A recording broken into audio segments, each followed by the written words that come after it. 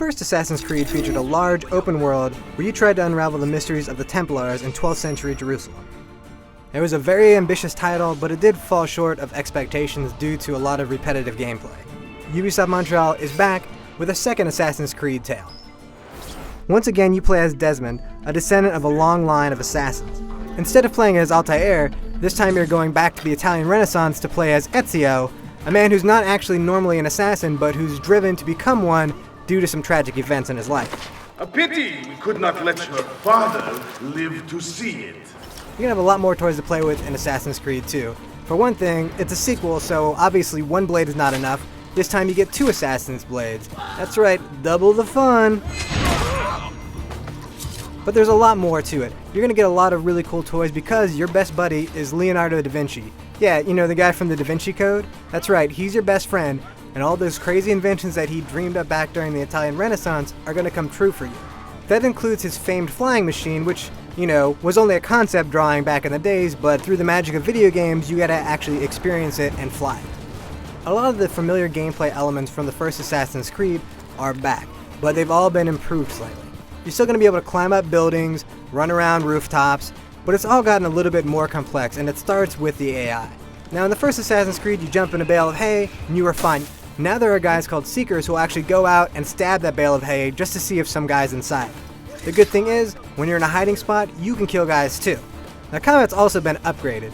There are going to be different types of enemies, so it's not just like you're fighting the same people again and again with the same type of combat. It's going to be varied, and they're going to swarm you. Fortunately for you, you can take their weapons and use them against them.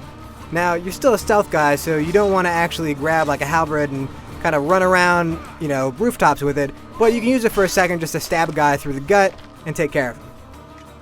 The best news about Assassin's Creed 2, though, is the fact that they revamped the mission structure. And that is, they took all of the boring, repetitive investigation elements and just threw them all out. If you need to find information about where a target's going to be and when to strike them, it's just going to be a natural progression of the story. It's not going to be something where you have to sit on a bench and just eavesdrop on guys. It's going to be more action-oriented, and it's going to have a better flow to it. Enough!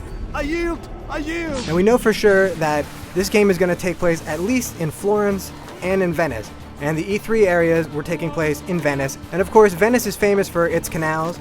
So in Assassin's Creed 2, you're going to have the ability to swim. You're going to be able to get on boats. Hopefully you're going to be able to have epic gondola chases. But more importantly, because it's not set in ancient Jerusalem, the color palette of this game is far more interesting than in Assassin's Creed 1.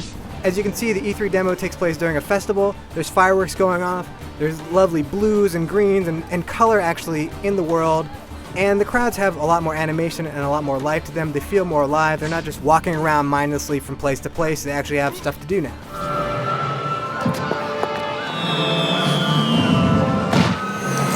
From what we've seen, Assassin's Creed 2 seems to have upped its game from the first one and addressed a lot of the problems that we had when it first came out. Though we only got a little taste of Assassin's Creed 2 at E3, it was enough to whet our appetite and make us hunger for when this game comes out in November. Plus, Ubisoft Montreal added a gun. How cool is that?